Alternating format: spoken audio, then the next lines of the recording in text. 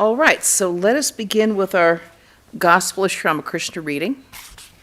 We are still on Saturday, April 5th, 1884, and the chapter is A Day at Dakshineshwar. We're right in the middle of that day here. All right. Master, I want to get before that because we have, what nonsense, shame on him. Let's go to where this started. Okay, Ram, sir, let me tell you about the lectures at the New Dispensation. While a drum is being played and the members cry out, "Victory under Keshab," you say that dal grows only in a stagnant pool. So Amrita said one day in the course of his sermon, the holy man, which refers to Sri Ramakrishna, the holy man has no doubt said that dal grows in a stagnant pool. But brothers, we want dal. We want a sect. Really and truly, I tell you, we want a sect. Master, what nonsense. Shame on him. What kind of sermon is that? The conversation drifted to the desire of some people for praise. Master, they took me to Keshav's house to see a performance of the Nimai Sannyas. I heard that day someone speaking of Keshav and Pratap as Chaitanya and Nityananda. Prasanna asked me, "Who are you then?" Keshav looked at me to see what I would say. I said to him, "I am the servant of your servant, the dust of your feet." Keshav said with a smile, "You can't catch him." Ram, sometimes Keshav used to say that you were John the Baptist. A devotee, but Keshav also said that you were the Chaitanya of the 19th century. In that 19th century, he said in English. Master, what does that mean? Devotee, that Chaitanya has been incarnated again in the present century of the Christian era, and that you are he. Master, absent-mindedly, what of it? Can you tell me how my arm can be cured? The arm is worrying me so much. They talked about Trilokya's music. Trilokya sang devotional songs in Keshav's Brahmo Samaj. Master, how nice his songs are. Ram, do you think they are genuine? Master, oh, yes, they are.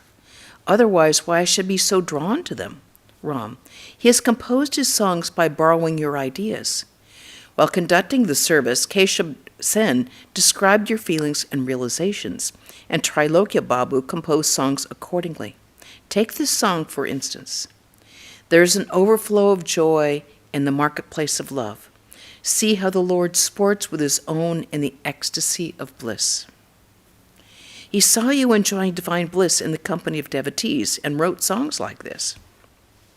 Master with a smile, stop. Don't torment me anymore. Why should I be involved in all this? All laugh. Girindra, the Brahmos say that the Paramahamsa Deva has no faculty for organization, and those words said in English. Master, what does that mean? M, that you don't know how to lead a sect, and that your intellect is rather dull. They say things like that. All laugh. Master to Ram, now tell me why my arm was hurt. Stand up and deliver a lecture on that. Laughter. The Brahmos insist that God is formless. Suppose they did. It is enough to call on him with sincerity of heart. If the devotee is sincere, then God, who is the inner guide of all, will certainly reveal to the devotee his true nature.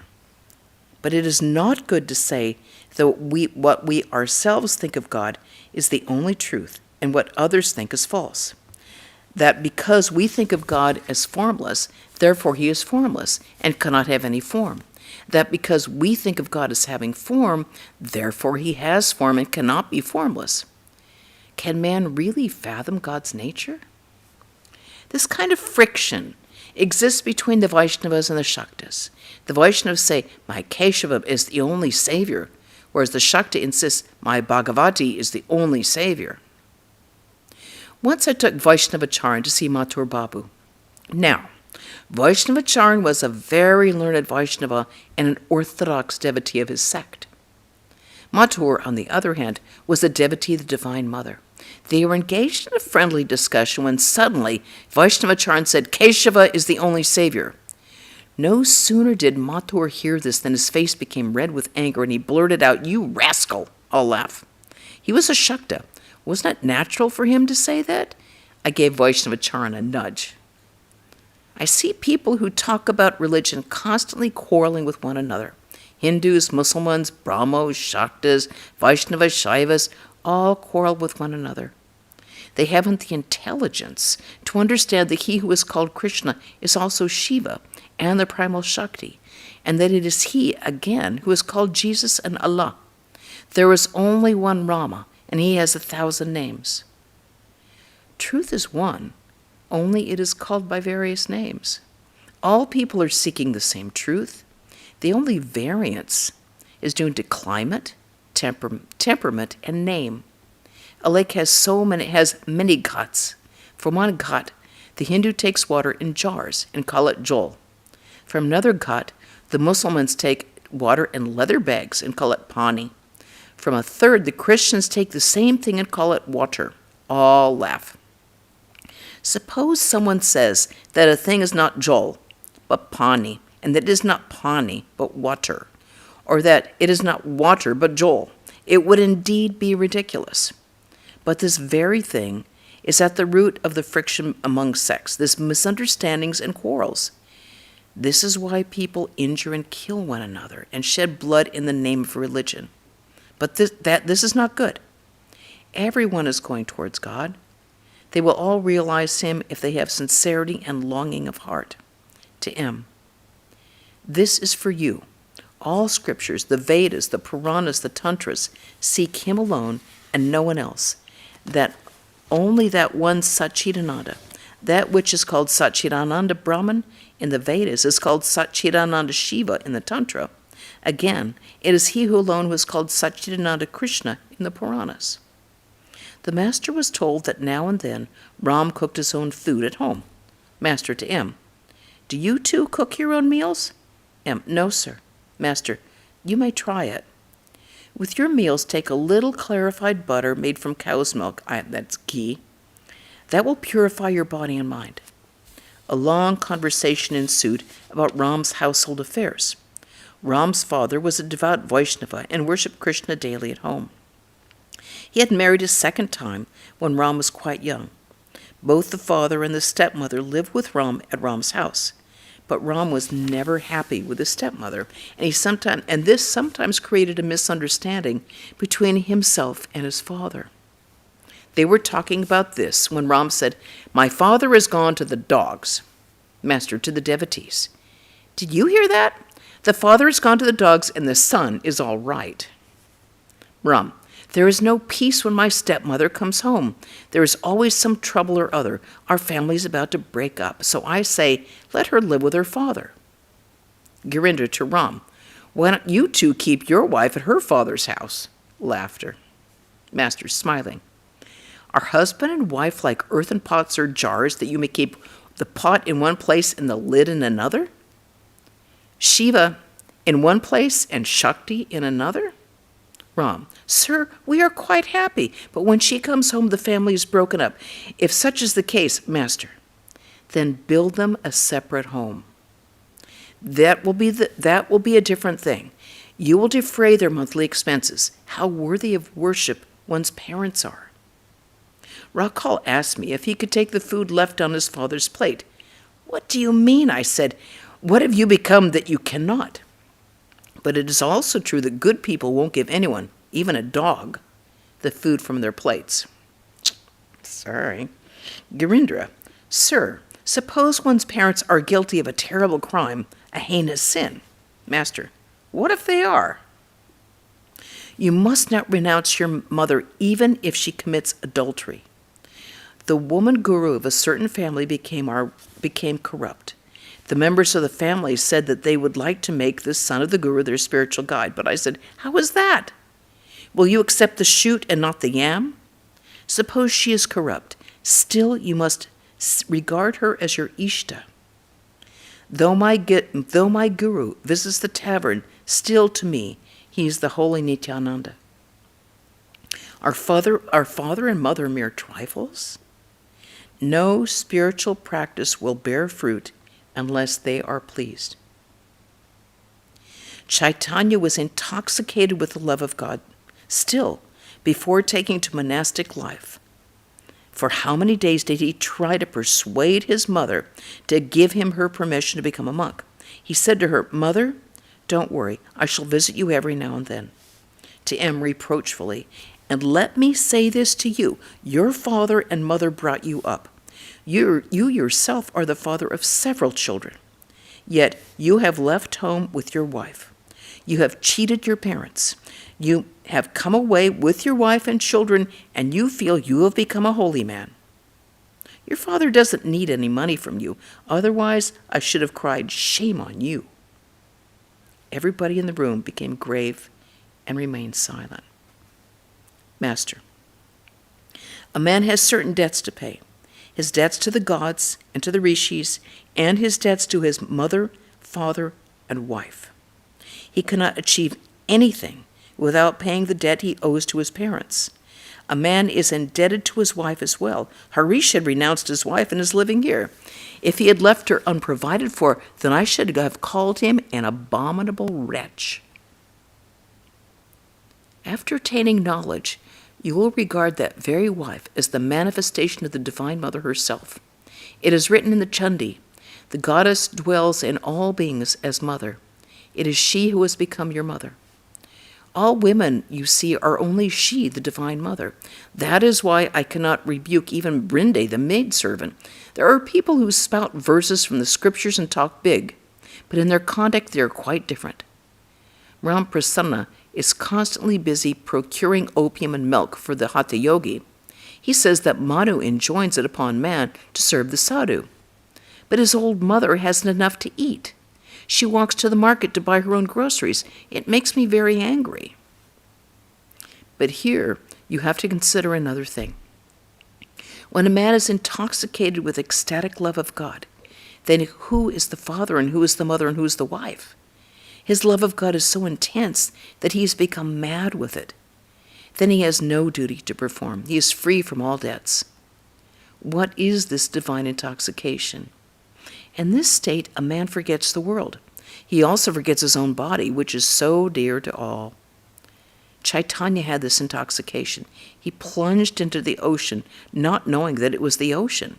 He dashed himself again and again on the ground. He was not aware of hunger or thirst or of sleep. He was not at all conscious of any such thing as his body. All at once, Sri Ramakrishna exclaimed, "Ah, Chaitanya," and stood up. Vaishnavacharya used to say that Gauranga was like a bubble in the ocean of undivided consciousness, to the elder Gopal, who later became Swami Advaitananda. "Do you intend on going on pilgrimage now?" Gopal: "Yes, sir. I should like to wander about a little." Ram to Gopal: "He," meaning the master, "says that one becomes a Kutichaka after becoming a Vahudaka. The sadhu that visits many holy places is called a Vahudaka. He whose craving for travel has been satiated and who sits down in one place is called the Kutichaka." He also tells us a parable. Once a bird sat on the mast of a ship. When the ship sailed through the mouth of the Ganges into the black waters of the ocean, the bird failed to take notice. When it finally became aware of the ocean, it left the mast and flew north in search of land. But it found no limit to the water, and so returned. After resting a while, it flew south. Then it too found no limit to the water. Panting for breath, the bird returned to the mast. Again, after resting for a while, it flew east and then west. Finding no limit to the water in any direction, it at last settled down on the mast of the ship. Master, to the elder Gopal and the other devotees: as long as a man feels that God is there, he is ignorant. But he attains knowledge when he feels that God is here.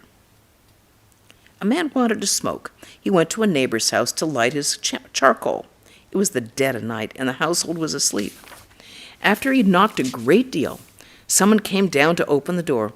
At the sight of the man, he asked, "Hello, what's the matter?" And the man replied, "Can't you guess? You know how fond I am of smoking. I've come here to light my charcoal." The neighbor said, "Ha ha, you're a fine man indeed. You took the trouble to come and do all this knocking at the door. Why, you have a lighted lantern in your hand." All laugh. What a man seeks is very near to him.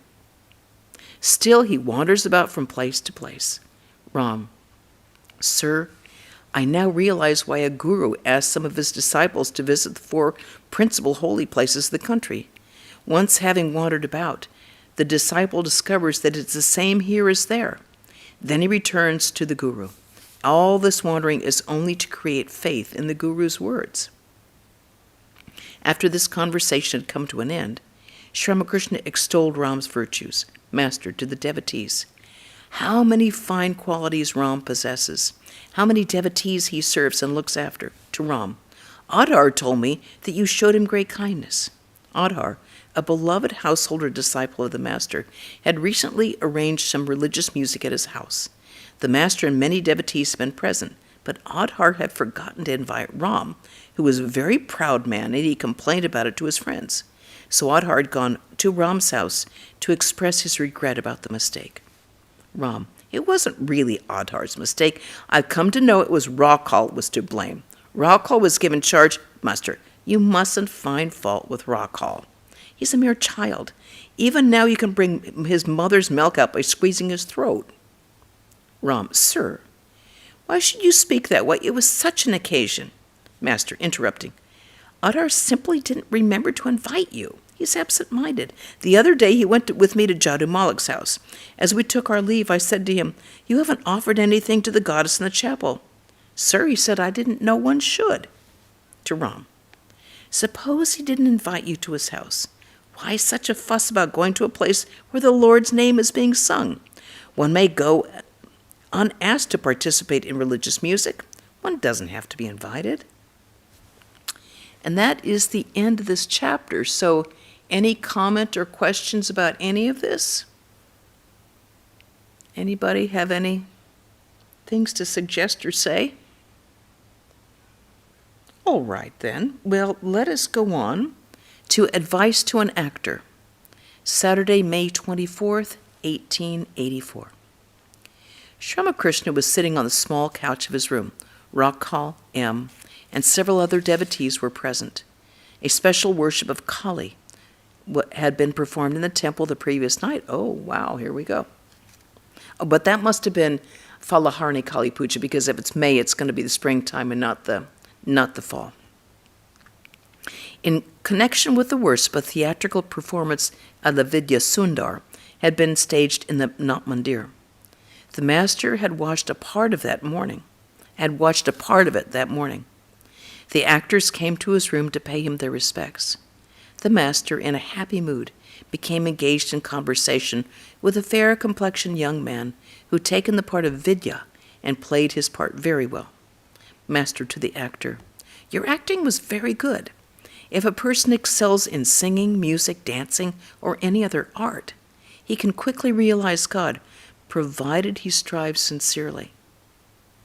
Just as you practice much in order to sing, dance, play an instrument, someone should practice the art of fixing the mind on God.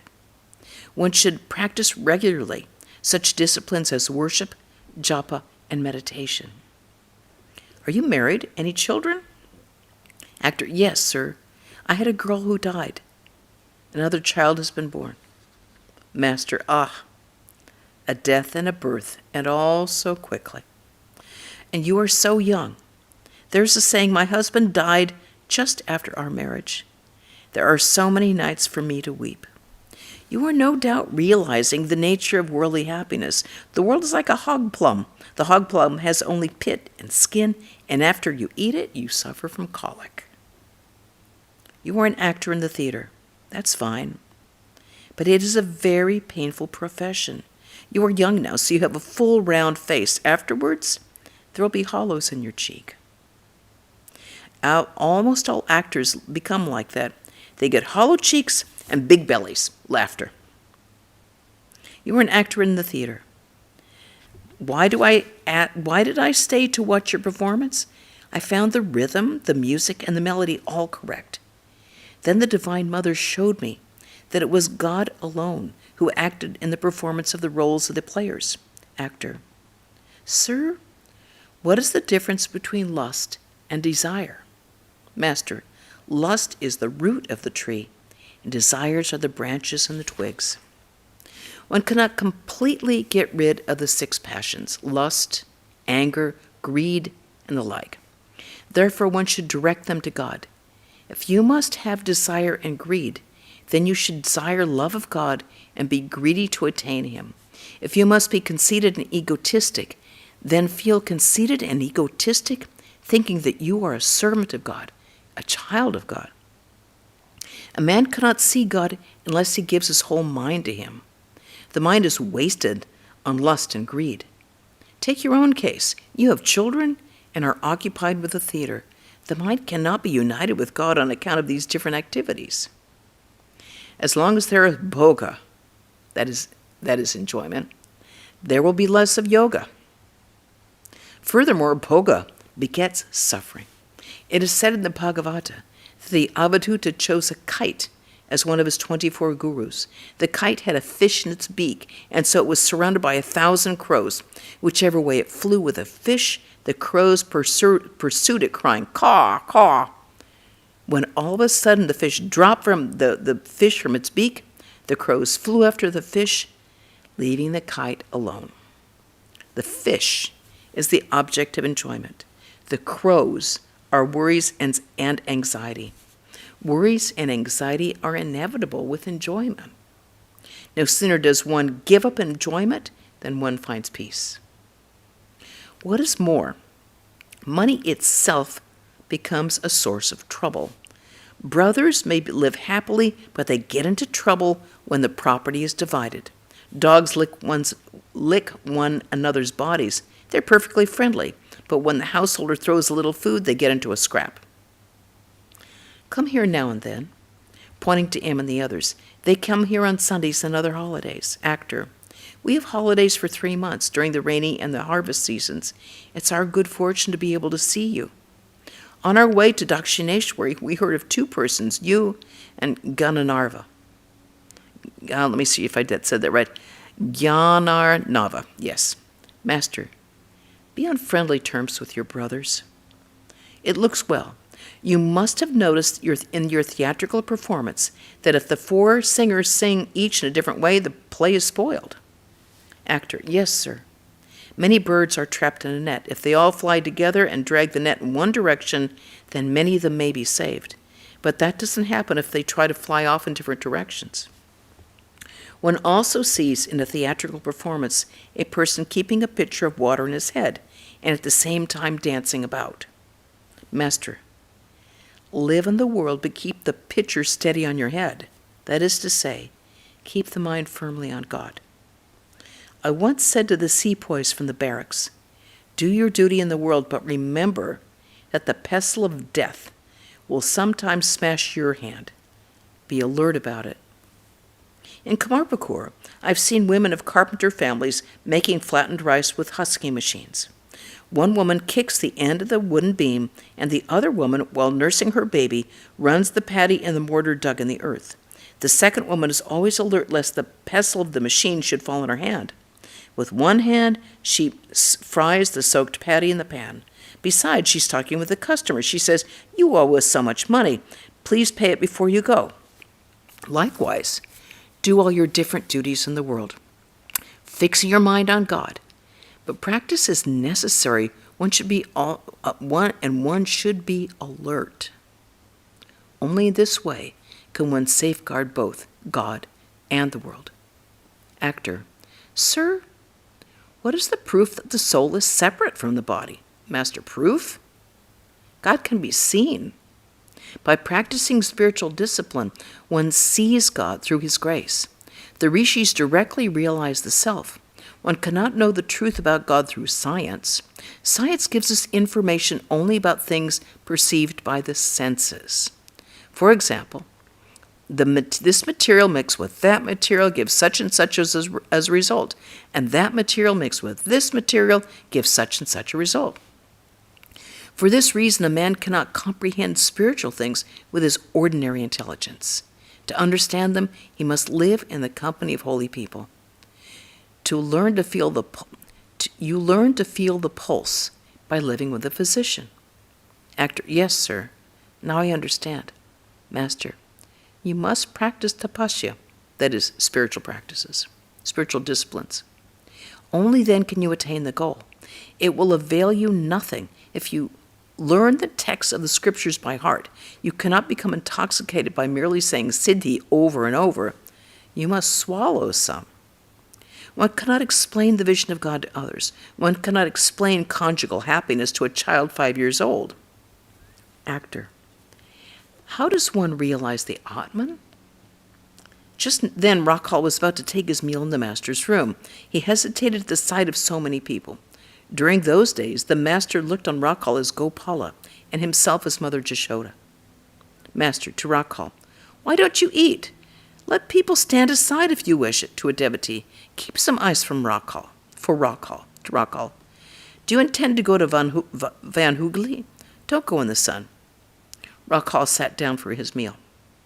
Sri Ramakrishna again spoke to the actor. Master, why didn't you all take your meal from the kitchen of the Kali temple? That would have been nice. Actor, all of us don't have the same opinion about food, so our food is cooked separately. All don't like to eat in the guest house. While Rakhal was taking his meal, the master and other devotees sat on the porch and continued their conversation. Master to the actor, you asked me about self-realization. Longing is the means for realizing Atman. A man must strive to attain God with all his body, with all his mind, and with all his speech. Because of an excess of bile, one gets jaundice. Then one sees everything as yellow. One perceives no color but yellow. Among you actors, those who take the roles of women acquire the nature of a woman. By thinking of woman, your ways and thoughts become womanly. Just so, by thinking day and night of God, one acquires the nature of God. The mind is like white linen just returned from the laundry. It takes the color you dip it in. Actor, but first it must be sent to the laundry. Master, yes. First is the purification of the mind. Afterwards, if you direct the mind to the contemplation of God, it will be colored by God consciousness. Again, if you direct the mind to worldly desires, such as the acting of a play, it will be colored by worldliness. And this is, we've got a 3-line break here, so this is a good place to stop. Any questions or comments about what we've read?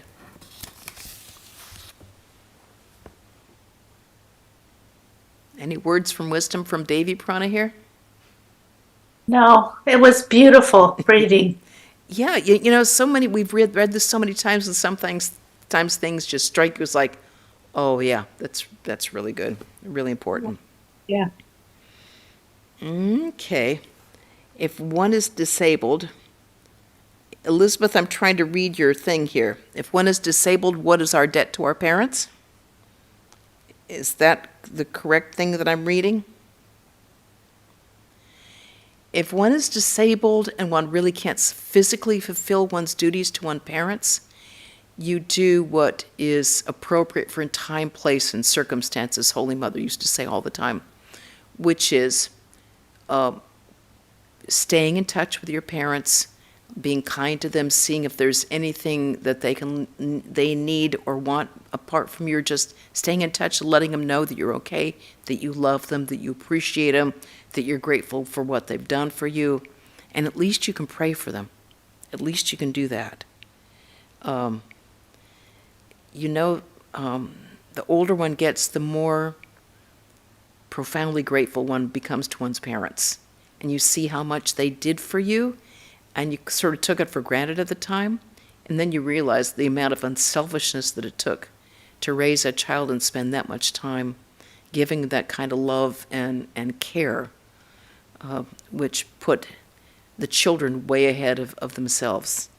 And that kind of unselfishness is holiness itself. So Swami Vivekananda said, unselfishness is God.